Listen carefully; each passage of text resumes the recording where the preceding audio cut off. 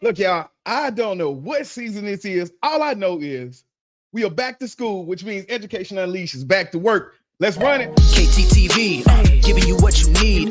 Motivation, education unleashed. H-Town representing, we forever keep it rolling. Join the conversation with inspirational stories. Thought-provoking, feel that energy.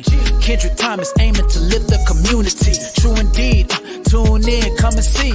Giving you what you need. KTTV, let's go. KTTV.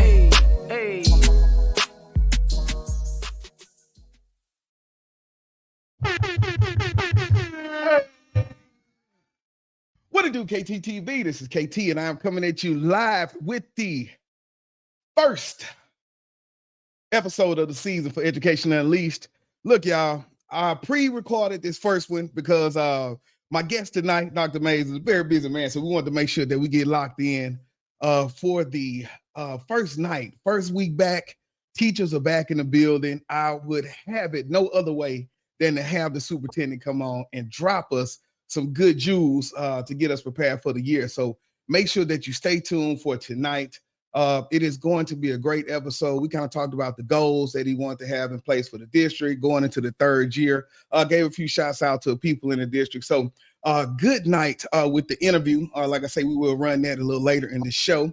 Other than that, of course, we have some good news today. As we know, a lot has been going on with the cell phones. We got some districts this year, just this school year, instituting a no cell phone policy. But some people want to take that universal. So let's kind of talk about what that'll look like inside of the news and our parent-teacher corner. What we'll do is I want to make sure that we're pushing out the information to get us some teachers nominated for our teacher event. So we'll keep that going. But tonight, we do have those few segments. And I want to say for everybody that is here, for everybody that'll be watching this, thank you for getting ready to ride this train with me. We have so many great guests already lined up for this season. We'll be doing a lot because we added in the nonprofit since the last time I've seen you. So big shouts out to that. Big shouts out to that. We added in the Bright Futures Initiative. So we'll have some people coming on talking about the projects that we're going to be doing. We're putting together a literacy mobile classroom bus. So my God, we got big plans for that by next summer.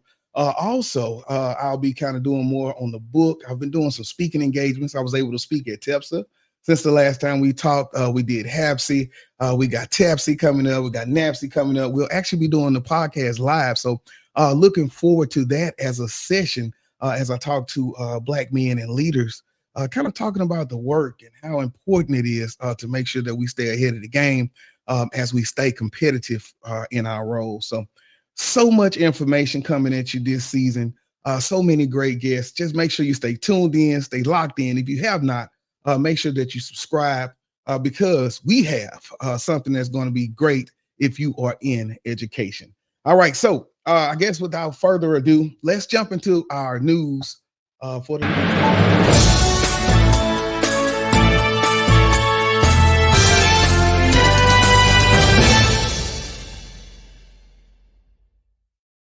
news for the night. Shout out to CBSnews.com. So they dropped the information, and this is coming from North Texas. Of course, you know it's going to be in Texas, people. So talking about the big cell phone policy, like I say, we've been through a few phases with the cell phones in school. I mean, it was bring your own device, and now we canceling them. And first they were banned. So the biggest piece they talk about tonight is Austin area Republican is planning to file legislation to bring the phone-free movement to every school in Texas. She said there are several approaches to keeping students off the cell phones. From less expensive option of collecting them in manila folders, or providing students with pouches that are locked during school hours. And so I think some schools have already purchased some of those pouches that will keep them locked up. She says of all the approaches, I think we found having it locked up out of sight from bell to bell is best because you're not constantly checking it between periods of lunch. You're able to have conversation with your peers. And we know a lot of students throughout the day on the cell phones, they really tap out, right? Even sometimes in class, they tap out. So that is one big idea that I do agree with. So let's kind of look at how she plans to solve this. And so um, she talked about Richardson ISD. Shout out to Dr. Darwin, Tapsy.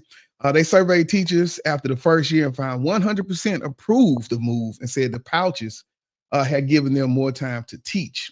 So their phrase was, we all thought the toothpaste is out of the tube.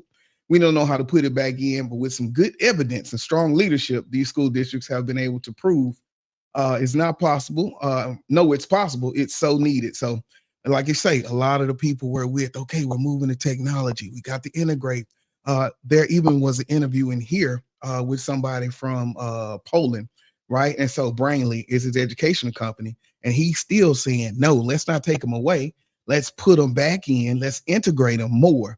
But once again, we're talking about people who are in the classroom dealing with it versus the people on the outside of the classroom who want to keep the promotion of the company going, right?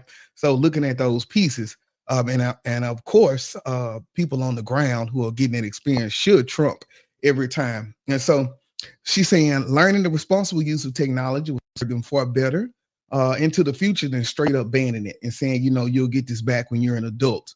So what she proposed was she doesn't want to ban phones at all, but she says the school districts that are willing to put those policies into place, she wants to pass legislation to where those schools will get funding. And so, as you know, it's really all about that funding.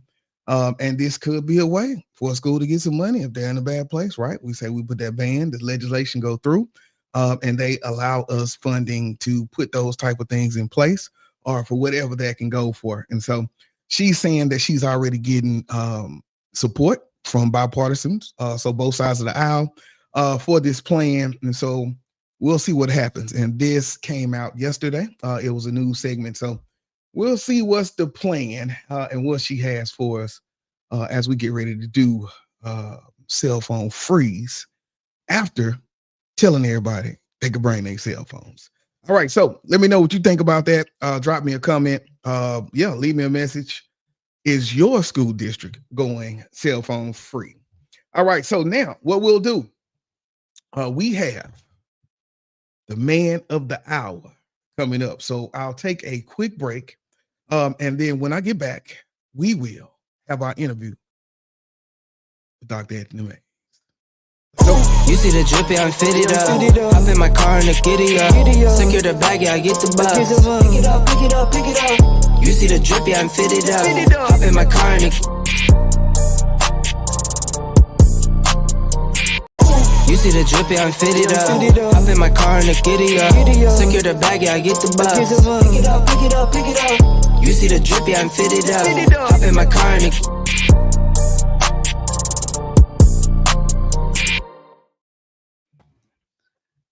All right, what to do, KTTV? We are back, and on tonight's episode, we have the man, the myth, the legend, superintendent himself, Dr. Anthony Mays, Alief ISD. How you doing tonight, Dr. May? I'm good. How are you doing tonight? Hey, man, it is summertime. We are getting ready to get this thing back going, back to school. I am excited.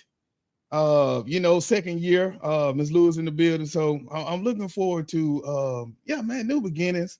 I think by the third time around, hey man, you only figure out now how to innovate because you've been inside and you say the behaviors and all of those pieces that we got that now. So now let's see how do we go. I'm excited about the staff that's hired for this year. I'm ready to roll, man. Mm-hmm. Yeah, yes, sir. Yes, sir. So some of y'all had one vacancy, which for the Alternative Learning Center, man, that's pretty fantastic. You know what I'm saying? So, and it wasn't a teaching position, if I wasn't mistaken. Of course, I know y'all had the loss over there, but again, to have that, given the climate and given the population that you all serve, man, that's pretty fantastic. Yeah. It's I'll tell you, we humped before we got it done. But the thing is, man, I say it's such a blessing because the people that come through there, after doing this for so long, you kind of get that knack for the people who are built for it, but also who have a passion for it. And so being able to grab those people, kind of put them in place, Yeah, sky's the limit. Mm. Sky's the limit. So, man, as Yeah. we jump into tonight, just saying, welcome back to school. I know we got a lot of things that's coming up for this school year, so I wanted to kind of talk about some of those pieces, kind of touch on a few of them. But before we do that, I want to check in on you, Dr. Mays, man. How have you been doing as we roll through the school year, and also for this summer, man? How you been feeling, bro? Yeah.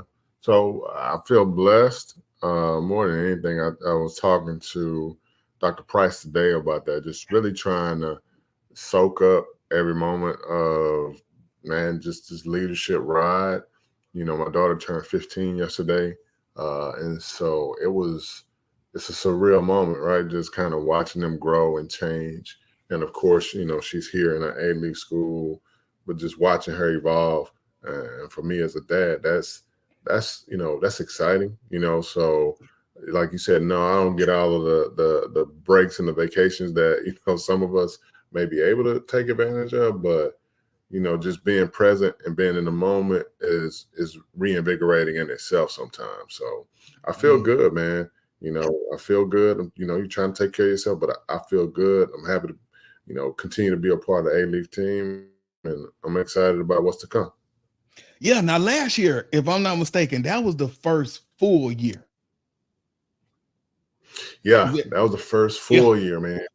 First full year working through all the ups and downs and all the ebbs and flows of a school year. Yes. Now just being able to have this conversation with somebody going through that first year of leading this big district, you know, every time you look, you're on the news, you got things going. What were at least one or two of those key challenges and successes that you experienced throughout that first year?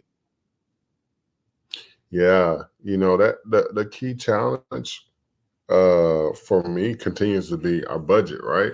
And you know, again, and that's the state of things, not just here in A-League, but all over the state of Texas. You know, you couple, you know, the budget with declining enrollment, and you know, folks going to charter schools, folks going to home schools, you know, and that's less money for our system. So I think that's going to continue to be the challenge for a while. And I keep telling people that, you know, we present on a budget every month to the board, and not because we have to, but because I want to keep the budget in front of everybody so people can go through this with us, right?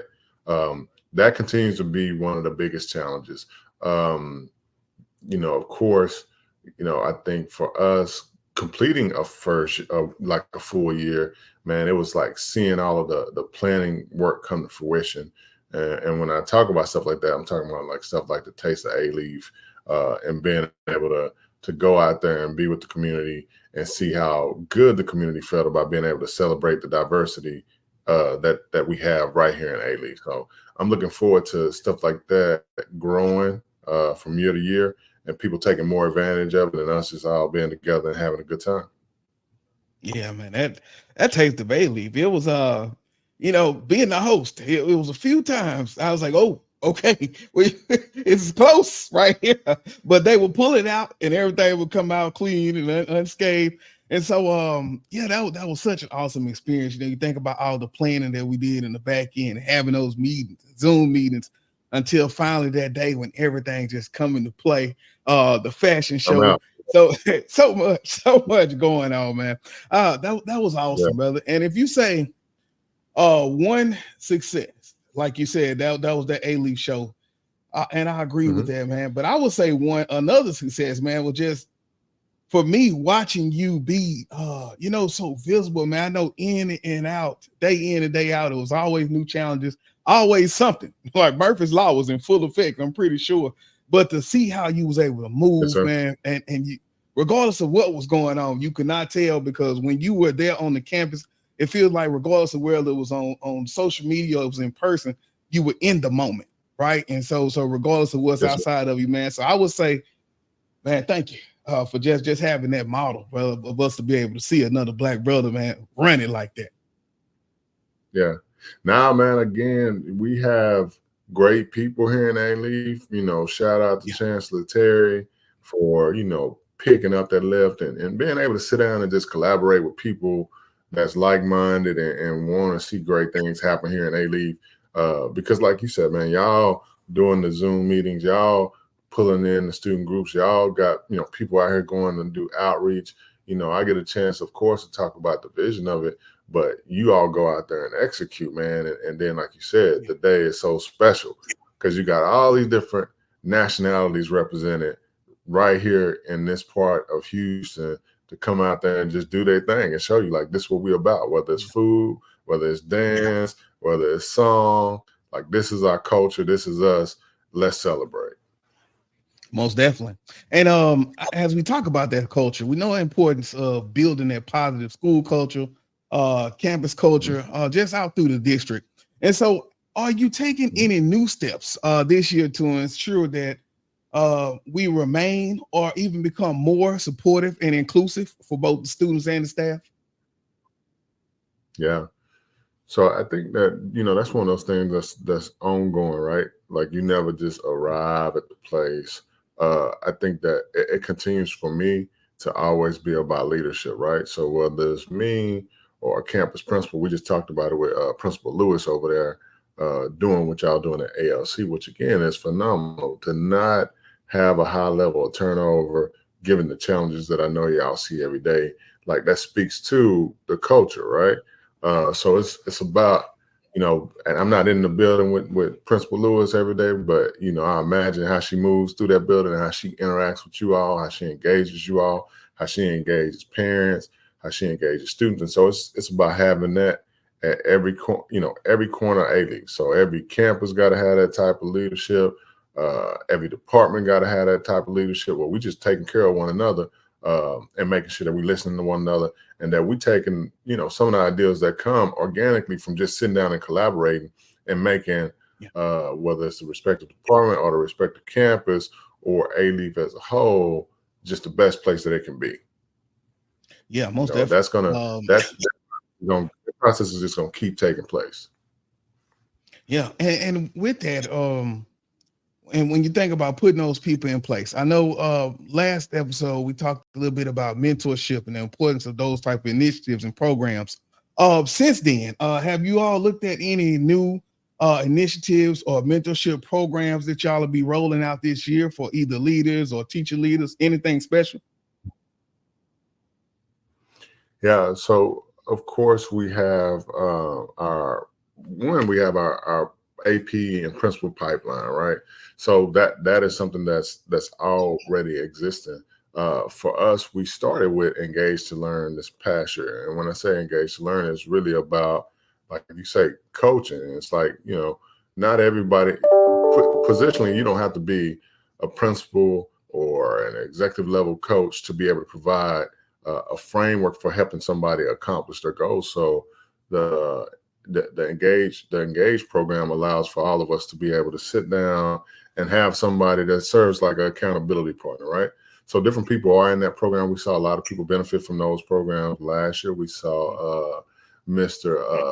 Sergio David Lopez over at Alief Middle School really take that by the horns and do well with it. And it really is just like me sitting down with you, talking about what are your goals, and then me checking back in with you and saying, okay, how are you moving with those goals? Are you being successful with those goals? And when you're off track, saying, hey, you're off track, let's talk about some suggestions or some ideas as to how you get back on track with your personal goals. So Mr. Lopez is going to be leading that that push for us here in Alief. And so he participated in it last year, and he's going to be driving it this year. And so that's really just about continuing to have people be reflective and monitor themselves. So if you got a goal, don't just write the goal down and then walk away from it. Write the goal down and put some strategies in place. Work with whoever your identified coach is, and continue to watch your progress. And when you're not making progress, challenge yourself to talk about, okay, what do I need to do to get back on track? So that's one of the programs. I think that our clergy with the campus, even though we're not talking about a individual mentor for, like, say, a person, I think that the interaction, the cross section between some of the individuals that come from our churches that come onto our campuses, they work to support principals and campuses around the culture, like, some of those organic relationships that are built just from just fellowshipping helps to be able to bring about change too, right? Now that's a less formal way than what we just talked about, but I think it's still something to be said about these church communities that are joining our campus communities in an effort to serve. But again, you had this organic spinoff from just us being able to spend time with each other. Yeah, man, all about that community. I was in the Engage, and Lopez was my mentor. And so when I tell you, man. it was look, that's cool. I did not when know it that. came down to racking our brains on just the goals. So we were working outside of the non-traditional, right? So being able to just come in and say, okay, well, what do I want the goal to be, and how can I do this? And so we end up doing a lot with the best practices boot camp, and just getting my goal was just kind of really just setting up those pieces. So I worked with like Holland for the camp. She came over to ALC, gave me a lot. And so we went through each week, man. So I definitely say just seeing him grow in that program, he's definitely the person, man. So y'all right on point right there. That's cool. That's cool. I did not know that was your coach, but I'm glad to hear that.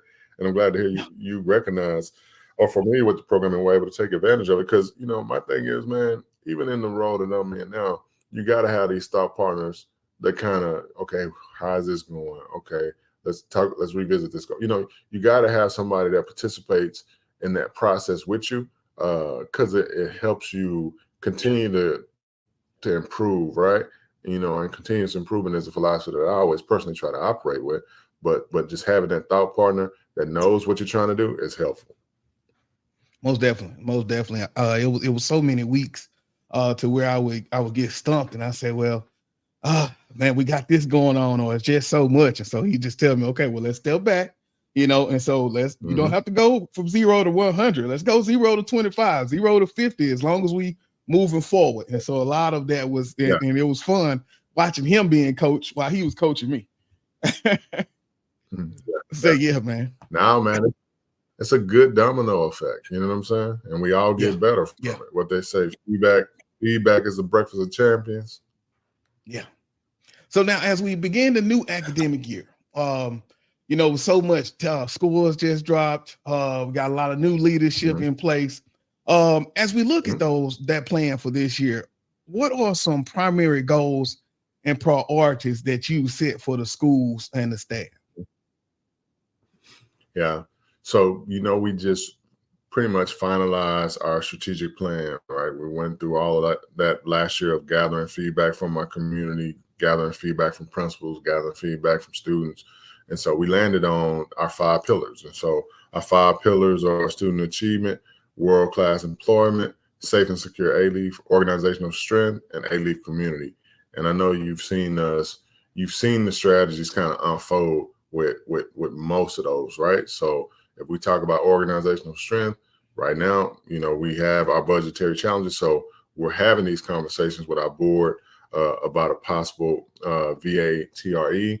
We're having conversations with staff about a VA TRE and supporting it. Now, the board hasn't voted on it, but we know that this will bring additional revenue into Alief ISD for us to be able to support teachers, you know, or support raises, or support meeting the needs of the system. So those are things that help us with the organizational health. But safe and secure Alief is something that, again, you see us, we added those, well, you may not see it, but on the high school campuses, we added those additional patrols in the parking lot. You know, we added that extra staff to be able to make sure that the needs met.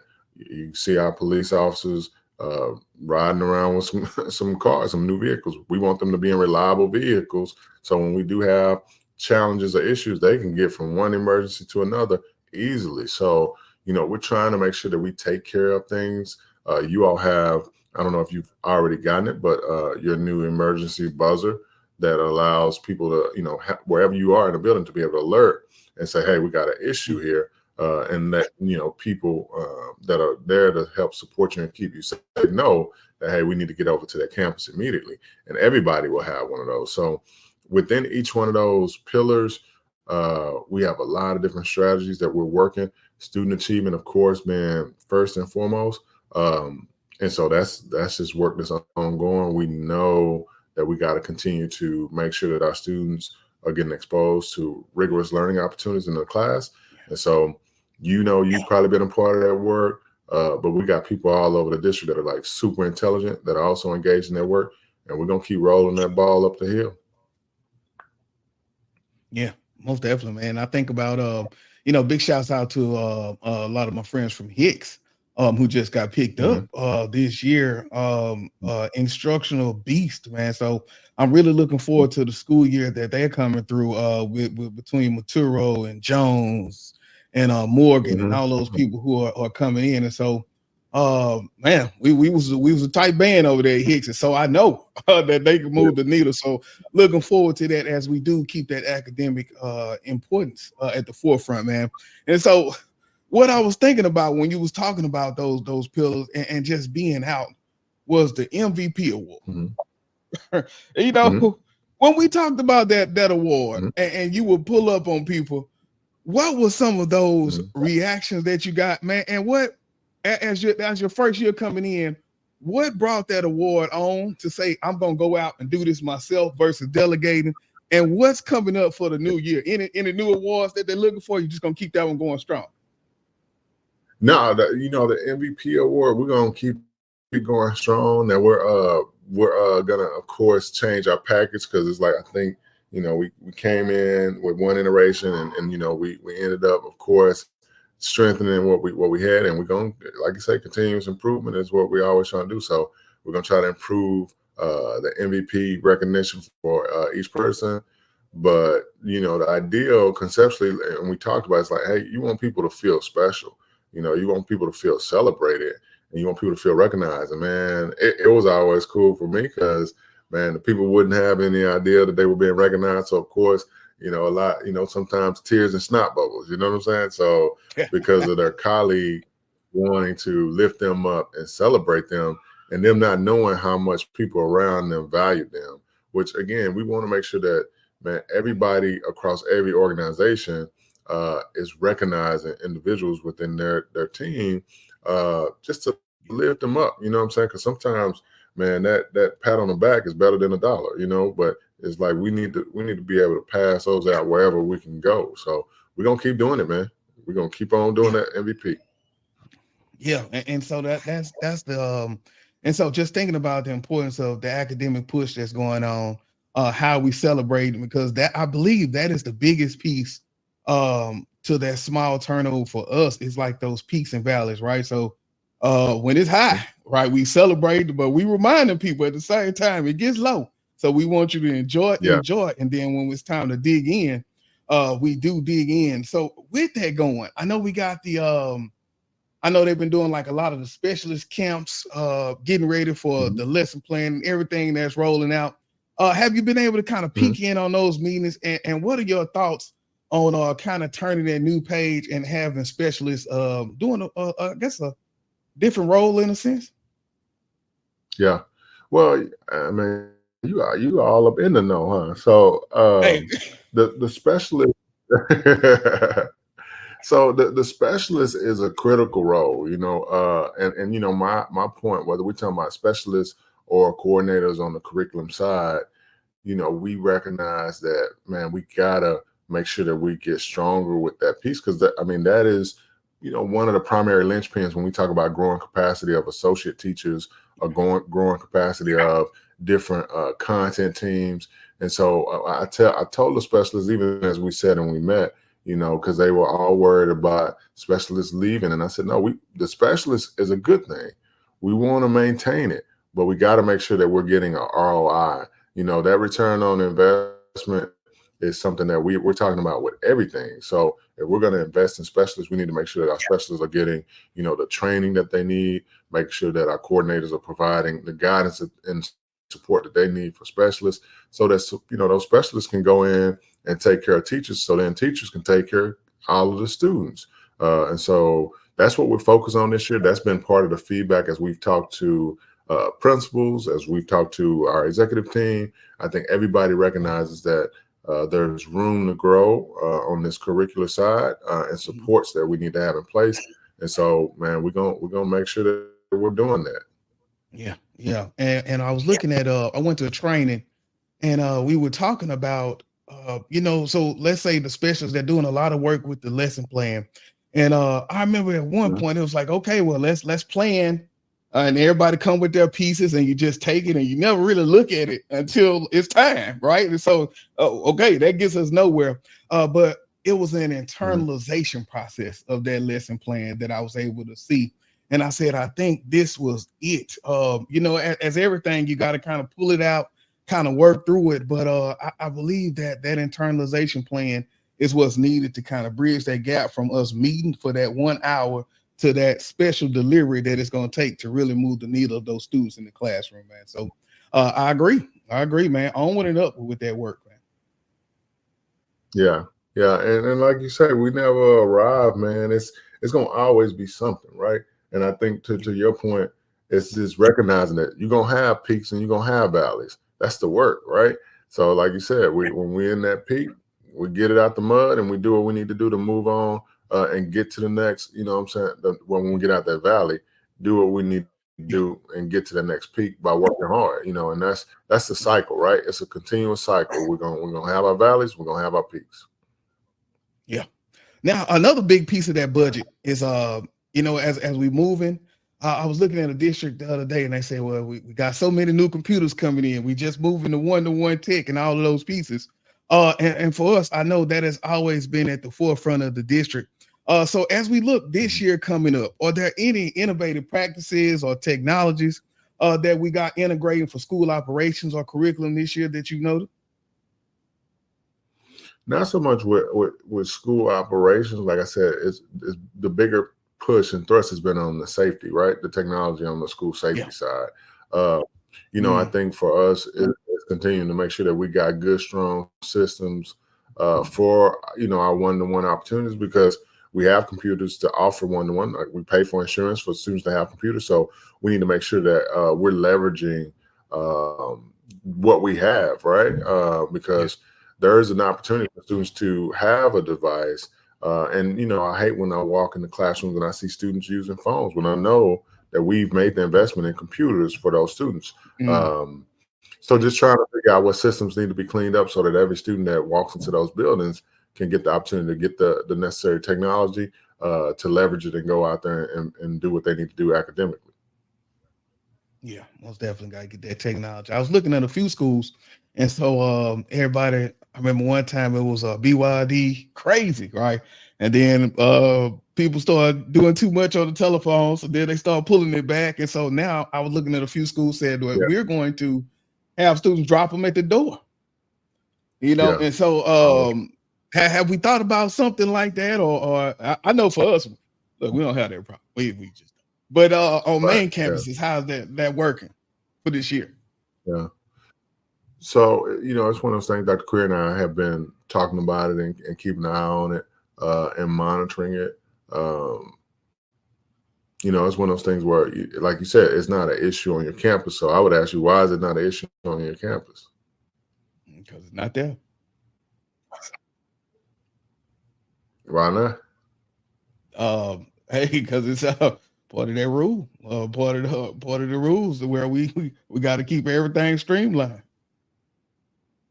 Yeah, but it's the campus process, right? And I think that those are opportunities we give campuses opportunities to, decide what's working for them, right? Versus this blanket rule, right? Now, if it's a problem for you at your campus, then you need to be able to sit with your campus leaders, sit with your community, and determine, hey, what's the best possible solution? Before we make a broad sweeping gesture, it's like, hey, let me give every leader the opportunity to figure out what's working best for their campuses, right? Because you got some campuses, I'll take it. Let's say you got a Kerr or Alief Early. We make this broad sweeping rule. When I walk into these campuses, students are using these devices for work, right? I can see some of that in Elsie too, right? I can see some of this in other campuses too, depending on what classrooms you go to where people are productively using technology. So to make a broad sweeping rule that would impact or adversely, limit the opportunity for those learning opportunities to take place, I don't know that that's the best way to approach it, right?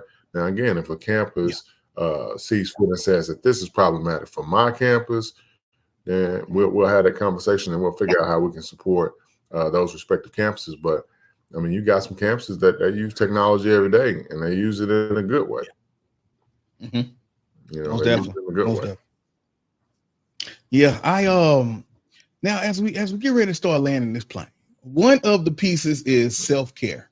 And I don't know if we talked a little bit about this tonight, but top down, right? I think that is so important, right? As we take care of people, as we celebrate people. This year, how have you become intentional more about encouraging their self-care between yourself and the staff? Yeah. So Walking Spree, which was, me and Katina Gordon, we always having these conversations about how we can change behaviors and make people, like you say, take better care of themselves. So Walking Spree was a part of that.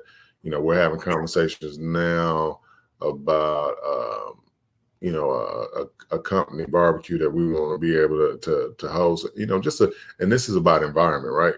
Just bringing us together again, making sure that we understand that, man, we value everybody, right? We value one another, and so, those are things that we want to do environmentally. The Taste of Alief, for as much as we had it our first run, that's another piece of it, right? It's creating a sense of community where we can take care of one another, and again, we want to keep building on those opportunities, right? Because what Alief, the Alief Proud was, or the Alief, the Taste of Alief was, like, those are things, like, those are starting points, right? But we know that there's so much opportunity for these to grow. Like, we know that while we may have had over 1,000 people at these events, guess what? Man, we got thousands of other folks in the district that need to come out there and take advantage of those opportunities just to commune with one another. Again, just fellowship and take care of one another. But from the top down, I try to promote and push those opportunities for us, just to be engaged with one another. I know that that's not, me giving somebody a trip to Bermuda, me giving somebody, more days of vacation, or me giving somebody a bag of money. But sometimes, again, just connecting with one another can be healthy, especially as we come out of COVID. Reconnecting with one another is critical when we talk about some of the challenges that folks have around mental health.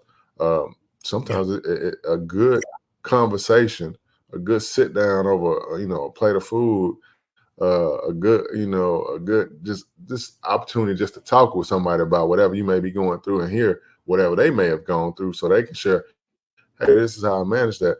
Man, sometimes that goes a long way, and I believe in those opportunities. So I try to make sure we create opportunities for that to happen. Yeah, that's like this weekend I'll be going down to Franklin for one of my old professors, Dr. Mackey. And so there'll be a few things going on in his ranch. But just people getting together, right? To just do that commune and talking to each other. I was talking to some people from Waco ISD who will be coming down there with me. And so, yeah, man, I think this is gonna be a wang dang doodle, but it's what's needed, especially as we get ready to get started. Yeah, man, there's something to be said about just getting together, and doing nothing, or getting together and eating some food, Again, it don't have to always be something that's got us moving at 100 miles per hour. Sometimes it can be something that just slows us down a little bit, because sometimes the slow down is what we need. So again, for us as a team, we're going to continue to work to create opportunities for employees of Alief to be able to come together and just slow stuff down a little bit, and commune with one another, and continue to work on building this Alief community. Yeah. And now, as we get ready for this school year, my God, 24-25.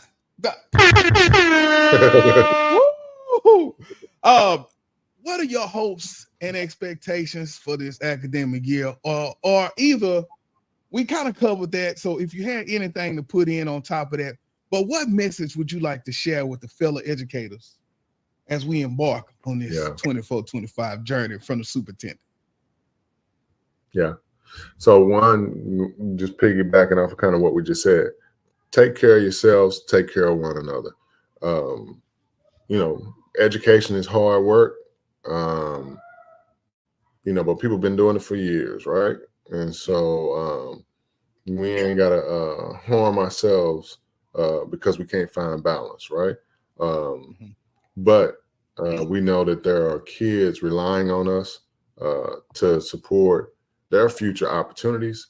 And in that instance, we got a lot of work to do, right?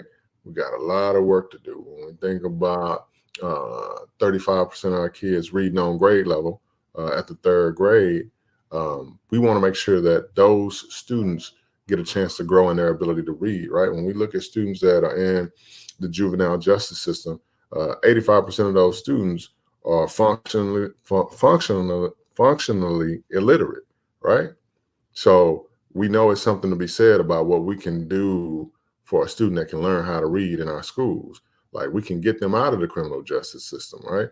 We can break cycles of poverty. We can create an opportunity for them to go out there and have a good life for themselves. So, again, take care of yourselves, take care of one another, but we got to keep the main thing, and we want to make sure that we move the needle when we talk about the students that are in our system that are able to read and able to conduct numeracy and just be able to go out there and take some of the skills that we know that we can impart on them within our school system out into the world. I always try to bring it back to the fact that, man, one day all of us going to be old one day.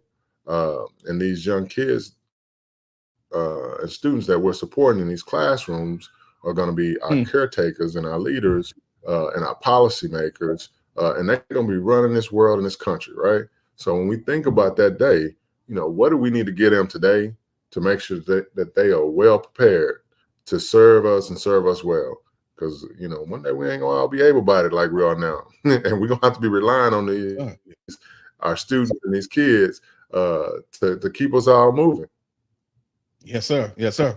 And with that, the sad part is I've this summer, just since we've been out, I've ridden two of the former students, right, in prison, and so, but it's just like what happens to save those students before they get to this point where I don't have to write those letters, just talking about what's going on. And so most definitely, man, like you say, keeping that main thing, the main thing, and people, I don't know if they take it lightly, but that charge is just that big. Like, this is the person that's going to be taking care of you, making rules for your life and your money when you get old. So it's just that important, man. Yeah. And if we don't give them, if we don't put good, rigorous text in front of them and teach them how to analyze one thing from another, if we don't, give them opportunities to collaborate and work and plan and develop and create together, if we don't get them the social skills from the design of the work that we do in the classroom, then shame on us when we see them out there and they've moved on to the next phase of their life and they had struggles, right? Like, we're the ones that can set them up for success. Like, the fact that 85% of these students within the juvenile justice system are, again, functionally illiterate is something that I don't even think we got to guess and try to figure out. Like, man, if we taught them how to read, would it make a difference? If we gave them a few more tools, how different would that kid's life be or that student's life be? Yeah. So it's a lot of stuff that we definitely have control of. And I think that's the power in us being educators. That's the power in us sitting in these leadership roles, is that we can alter the future. Like, we can definitely alter the future with what it is that we do right now. So the more opportunities that we put in front of our students in terms of Summerfest, I went to the Young Innovators Camp today, which was a new thing that we kicked out. Shout out to Dr. Queer, Pam Lowe, and our instructional team, just for, again, taking the charge. You have these little kids walking around with their white lab coats on. They got their little Dr. such and such. We have, Dr. this, and they had created, robots. They had created roller coasters, and man, they were just proud of themselves, right? And I think about what that does for kids' mental model themselves, and what it does for them in terms of their thoughts around the possibility of what they can do in the future. But again, we're responsible for the design component of that. So we got to make sure that we're creating more and more opportunities to crack open those opportunities within the mind of our students. That's what we're responsible for doing. That's the power, again, of us being educators and being in these seats of leadership. And I embrace it wholeheartedly. And I'm excited about creating more opportunities for students. I'm excited about more of our students being able to read. We want to get above and beyond that 35%. You know, in our strategic goals, our strategic plan, the goal is to get from that 35% to 40, right there at 48%. And we know.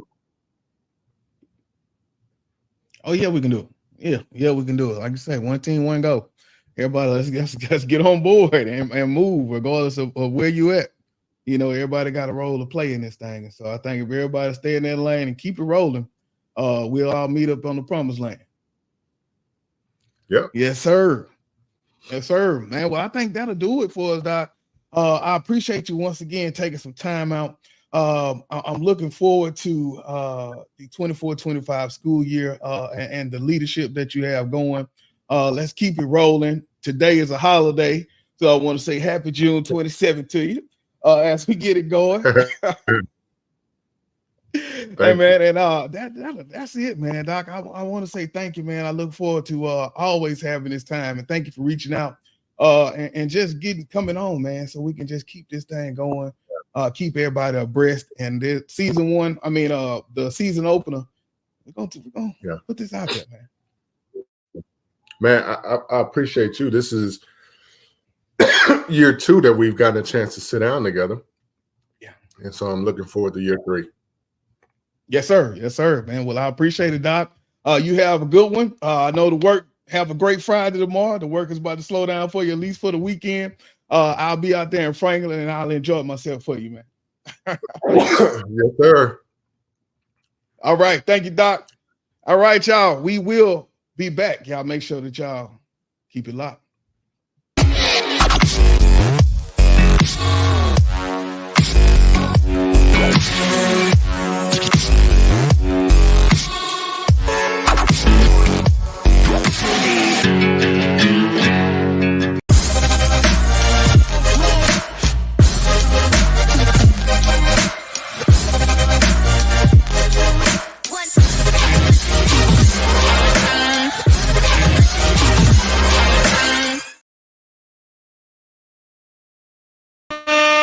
Look, y'all, I'm in the interview, so I rarely sit and watch my own interviews. That was pretty good, y'all. I will say I was very, very, very pleased with that interview. The things that we talked about, so good and so much good information for the district. Kind of talked about the goals, like I say, kind of what we want to see. We made sure that we also talked about self-care because it's real out here, y'all. If you are in education, you know that it is real out here. This is the first week back for Alief ISD, and we have been humping it, people. And so big shouts out to everybody getting started. Thank you, Dr. Mays, for coming through, giving us some great information. If you missed any parts of that, make sure you go back, click it. So much good coming up this season, so make sure you stay locked. Now, as we get ready to land this plane, we got about 10, 12 minutes left. Let's get into our parent-teacher corner.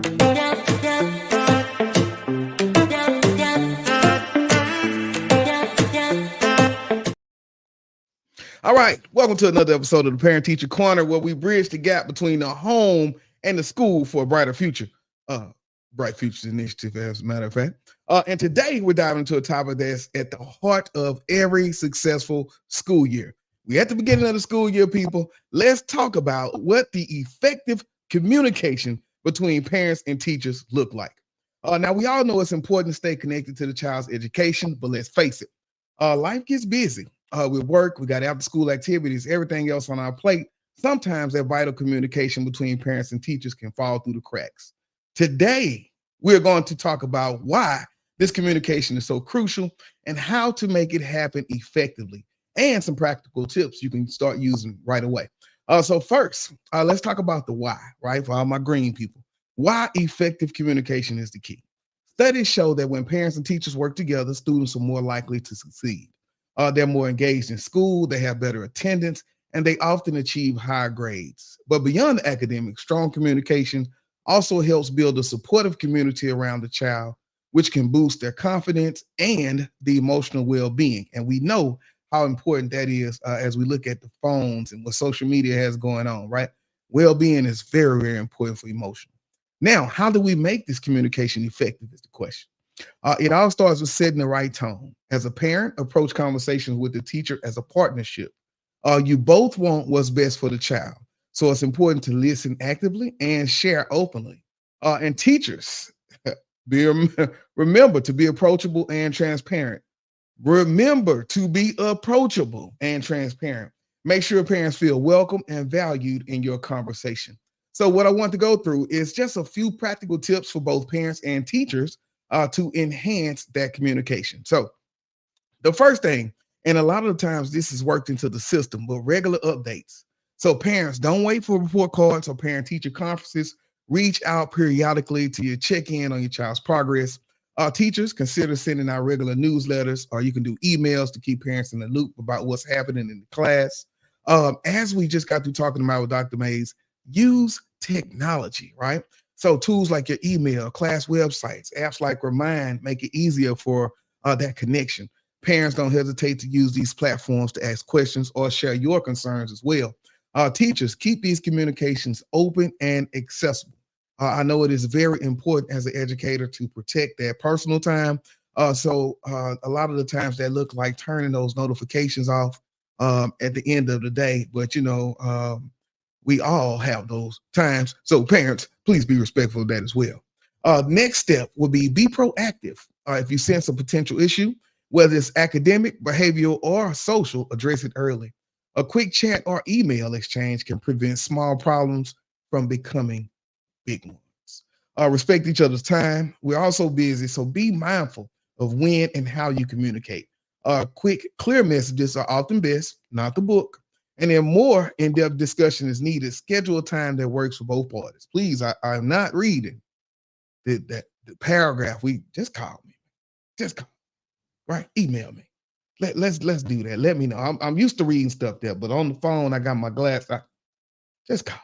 All right. Next, lastly, celebrate successes. Communication isn't just about addressing problems. Share the good stuff too. Parents, let teachers know when your child has a breakthrough at home. Teachers, celebrate the wins in the classroom with the parents, right? So at the end of the day, the goal is to build a strong collaborative relationship that supports the student's growth. When parents and teachers communicate effectively, it creates a powerful support system that can make a real difference in a child's education. Make that difference today, y'all. Thank you. So that's all for today's segment. I hope that you.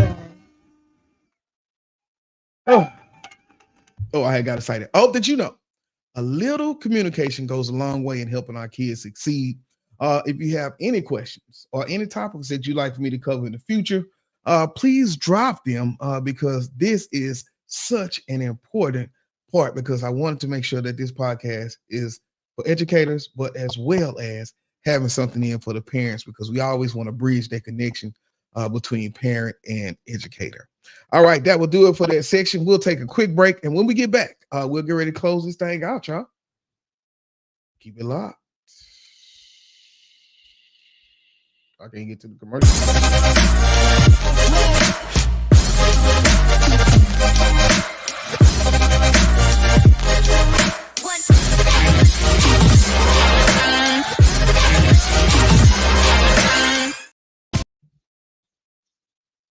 So we know. Welcome back, y'all. Education Unleashed. This is the season opener. Like I say, I don't know what season we in. I just know we keep coming back. We keep doing the work, and we keep having great educators who show up every week for KT. So we will keep that rolling. Thank everybody that tuned in. Shout out to everybody that participated in comments. Andrea Fitzgerald, we've connected at Tapsy. Big shouts out to you. Keep working. Great question. We was pre-recorded tonight, so I'll make sure to pass that on. I promise you, because that was a great question. We also have to learn about taking care of ourselves. I remember that you told your story on the podcast about how you even got into that. So big shouts out to you. Big shouts out to everybody else who participated, gave a heart. Make sure that you subscribe and like. We will be back next week, and we'll have some more people lined up for this season. That will do it for tonight. As Dr. May said, take care of yourselves.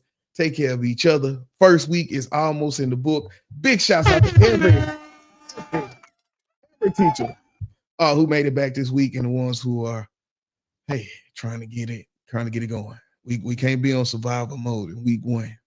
Keep telling yourself, and you go do something fun this weekend. All right, y'all. This is KT for KTTV signing out. 100. This is Darnell with Broadcast Houston. This is Dr. Tamara Beckford. Hey, this is Candace. This is London Underwood. This is Kirsten Bass with Inner City Greens, and you're watching. Y'all are now tuned in to KTTV. KTTV. K